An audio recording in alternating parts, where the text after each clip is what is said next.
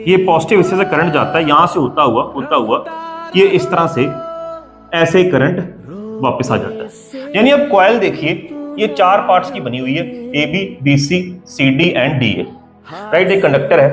तो DC motor किस principle पे वर्क करती है? It works on the principle of electromagnetic, works on the principle of Fleming's left hand rule. Principle क्या है कि whenever a current carrying wire और a conductor is placed in external magnetic field, it may experience a force। उस पे magnetic force लग सकती है, जो हमने पढ़ा हुआ है formula B into I into L, bill, या I into B into L। B is magnetic field, I is current, L is the length of the conductor। तो हम देखिए यहां से इस AB कॉइल पर, AB वायर पर, नॉट कॉइल पे जो फोर्स लग रही है mathematically, that is BI into L। L इसकी लेंथ है, I इसमें जो करंट फ्लो कर रहा है, B ये एक्सटर्नल मैग्नेटिक फील्ड है। अब वो फोर्स की डायरेक्शन क्या है? फ्लेमिंग्स लेफ्ट हैंड रूल से हमने सीखा हुआ है। क्या फ्लेमिंग्स लेफ्ट हैंड रूल क्या कहता है? 4 फिंगर मैग्नेटिक फील्ड की तरफ, ये मिडिल फिंगर आपकी करंट की डायरेक्शन और थंब आपको फोर्स की डायरेक्शन बताएगी। चलिए देखते हैं फटाफट से। तो फील्ड इस तरफ जा रही है, तो ऐसे रख दिया, लेकिन ये करंट की तरफ भी आना चाहिए।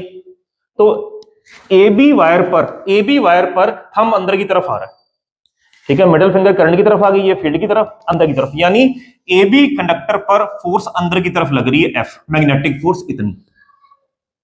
इसी तरह से अगर बीसी और डीए वायर की बात करूं, इन पे कोई फोर्स नहीं लगेगी, क्योंकि हमने कॉन्सेप्ट पढ़ा हुआ है।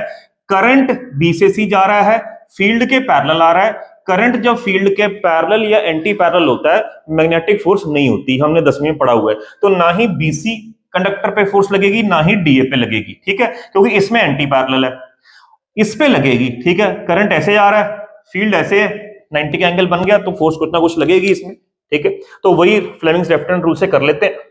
अब अगर करंट इसमें इधर जा रहा था, फोर्स अंदर की तरफ लग रही थी, यहां लगाने की जरूरत नहीं, फोर्स इधर, करंट इधर आ रहा तो फोर्स बाहर की तरफ लगेगी, ठीक है जी। तो हमने यहां पर फोर्स बाहर की तरफ लगा दी, यानी इन दो आमने सामने वाली वायर्स में फोर्स लग रही है, एक नीचे की तरफ, एक ऊपर की तरफ। तो इमेजिन कर लीजिए, अगर नीचे की तरफ, ये ऊपर की तरफ, तो ये वाला हिस्सा बाहर उठ जाएगा, वो वाला हिस्सा अंदर चला जाएगा, यानी वो ऐसे बनेगी इसकी डायरेक्शन। सी